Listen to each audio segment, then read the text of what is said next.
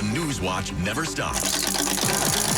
This is 1010 Wins on 92.3 FM. You give us 22 minutes, we'll give you the world.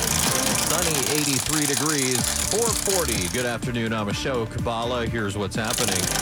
Dozens of charges for a Bronx man who's now in NYPD custody after being accused of sexually abusing minors for nearly a decade. The city is extending the deadline for homeowners to apply for an exemption to the new tax for 9 non-primary residence properties. Today's show host Savannah Guthrie pleading for answers about her mother Nancy, who's been missing for 6 months. Ransom notes indicating her death have been released by Arizona officials. Puerto Rico's government greenlighting a multi-billion-dollar luxury development project in a coastal town. A high-protein diet, good or bad, will tell you the results of a new study.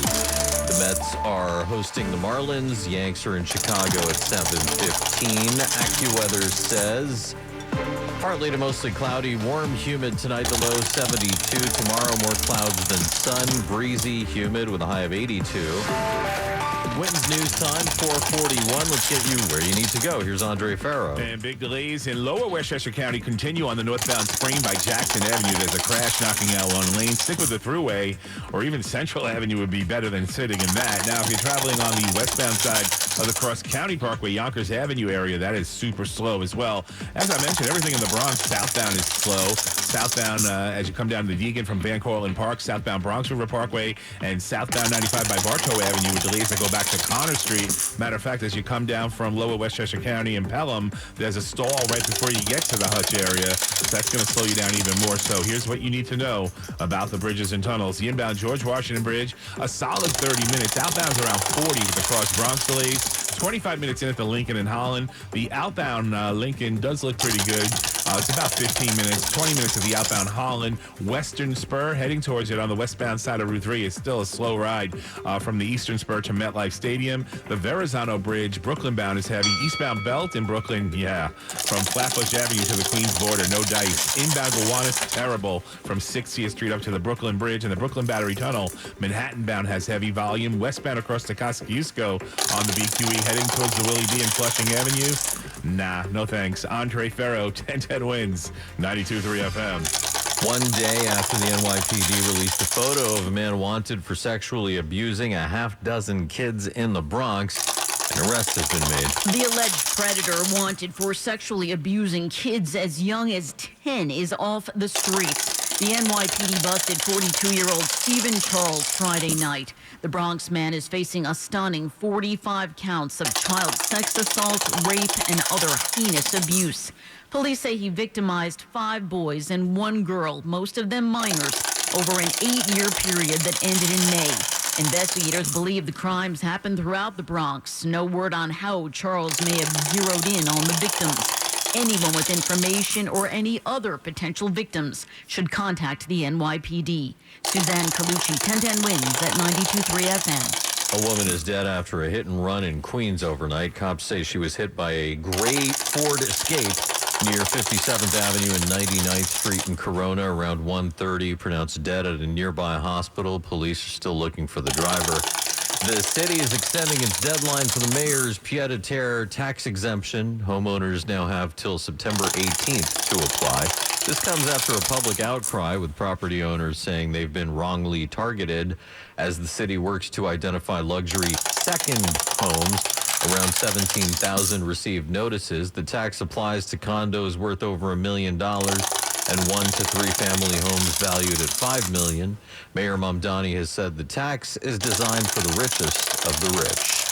Savannah Guthrie pleading for any new information leading to the location of her mother. Today, show host Savannah Guthrie posts on social media that she is desperate and is begging for help in the February 1st disappearance of her mother, Nancy Guthrie, from her home near Tucson, Arizona. On Friday, authorities released 2 ransom notes a Tucson TV station received early in the investigation. One note said that Mrs. Guthrie, age 84, had died shortly after she was kidnapped and is buried in nature now.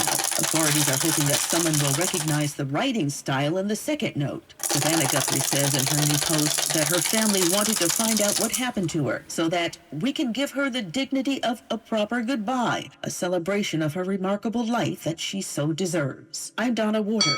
The Guthrie family is offering $1 million reward for any info leading to Nancy's recovery.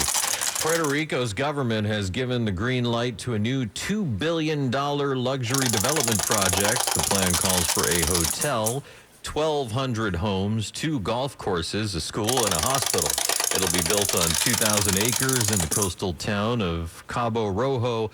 Environmentalists warn it would strain resources and threaten wildlife. Developers say more than 75% of the project would be dedicated to conservation and green space. Many Americans have had it with the Supreme Court. A new poll from the Pew Research Center shows public opinions near historic lows. Over the last 5 years, the Supreme Court's favorability rating has dropped 20 percentage points. Only 45% of Americans say they have a favorable view of the justices, while 53% view the court negatively. President Trump reshaped the Supreme Court during his first term, appointing 3 justices to lock in the court's 6-3 conservative majority. In the last 5 years, the justices have effectively reshaped American law by overturning Roe v. Wade, expanding presidential immunity, and curtailing the regulatory power of federal agencies. Peter Haralambous, ABC News. A new study questions a high-protein diet. Researchers took a look at over 350 studies and found that healthy adults who already get enough protein may not benefit from adding more. Eating slightly less could also activate body processes linked to healthier aging and better metabolism. The study concluded that meeting, not exceeding the recommended daily amount, may be enough. That comes to about 51 grams of protein for a 140-pound person. Experts stress protein remains essential, especially for older adults, athletes, and people recovering from illness. There are still many questions about whether Hamas and Israel are on board with a new disarmament deal announced by President Trump this week. Hamas says its commitment to disarm is dependent on Israel withdrawing from Gaza first, saying in a statement, the occupation's commitment to ending the killing and halting its attacks is the essential prerequisite. Israel has yet to officially commit to the agreement. The president with few details during a cabinet meeting at Camp David Friday, but he insists Israel is happy with the deal. Correspondent Alex Preche, the ceasefire agreement reached in October between the two sides required that the Israeli military end its attacks in Gaza, but since then the military has carried out frequent airstrikes targeting Hamas and other groups. 2 members of the British band Massive Attack have been permanently banned from Singapore after displaying a Palestinian flag during a concert this week. Authorities say the musicians violated the country's strict public order laws by holding the flag on stage and leading the crowd in chants of Free Palestine. Massive Attack has been among the more vocal acts in music in its support for Palestinian causes, with one band member arrested earlier this year during a demonstration in London. The fighting continues in Ukraine. Authorities say Russia launched a deadly missile attack on Kyiv. Ukrainian military officials say a barrage of more than 200 ballistic missiles and drones hit the capital city overnight. New video shows damages to residential buildings, a school, and the Lithuanian embassy. The mayor of Kyiv says at least 9 people were killed and 30 injured, including 4 children. Russia's defense ministry says the latest strike aimed to target Ukraine's logistic facilities and military sites. Correspondent Mary Bruce. The strikes follow a major Russian attack 2 days earlier that killed at least 10 and wounded dozens more. The war is now in its 4th year. I'll tell you about it, but first, Wins News Time, 4:51. Let's get you where you need to go. Here's Andre Farrow. We have big delays in Brooklyn on the eastbound side of the Belt Parkway from Flatbush Avenue all the way to Pennsylvania Avenue. Right around Rockaway Parkway, there's a stall knocking out one lane. Inbound Gowanus is brutal. 60th Street up to the Brooklyn Bridge. Brooklyn Bridge, Brooklyn bound is super slow, and that's causing delays on the southbound FDR passing the Williamsburg. The Brooklyn Battery Tunnel, Manhattan bound, is seeing some heavy volume as well. Around 20 minutes round trip of the Lincoln and Holland. Inbound George Washington Bridge, here's what you need to know about the bridges and tunnels. Around 30 minutes, 40 minutes on the outbound side with the Cross Bronx delays. The Triborough is slow, Astoria bound, and we do have heavy delays on the FDR southbound from 97th Street down towards the 34th Street area in Manhattan. Traveling across the eastbound LIE from Maurice east all the way towards the Main Street area. We have lots of heavy volume there. Go with the Throgs Neck Bridge into Queens over the Whitestone. You'll save some time. Andre Ferro, 1010 wins, 92.3 FM. Now the AccuWeather forecast with meteorologist Carl Erickson. And the weather remaining quite nice as we go through the rest of the afternoon and into the evening hours with a partly to mostly cloudy sky tonight. We're down to 72. We'll have more clouds overhead tomorrow, but all in all, not too bad for the second half of the weekend as we stay rain-free and temperatures not all that extreme for early August, only up to 82 for a high. Another good beach day out there with clouds lowering and thickening tomorrow night. That will lead to some showers and storms late tomorrow night, especially after midnight. And those will continue throughout the day on Monday after a low of 71, going up to 81 on Monday. The main threat there on Monday will be some localized flooding downpours with those storms coming on through. So be cautious of that if you're out and about throughout the day.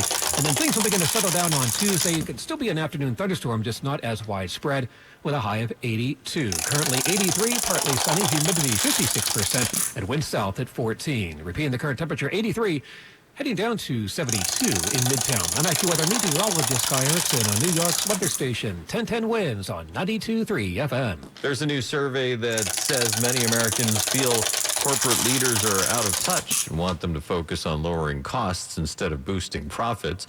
The poll from Echelon Insights shows 23% say executives should stop being greedy. Another 23% says companies should make products more affordable as the high cost of living continues to strain household budgets. The poll also called for higher employee pay and better treatment of workers. It's still pretty sunny, 83 right now. Tonight, partly to mostly cloudy, warm, humid, will go down to 72. Tomorrow, more clouds than sun, breezy and humid, 82. And Sunday night, showers and thunderstorms, more widespread overnight. Can lead to ponding on the streets, down to 71. Let's look ahead to Monday. Cloudy, very humid with a couple of showers, a heavy thunderstorm, flooding on the streets and poor drainage areas, the high 81. Tuesday, still humid with more clouds than sun.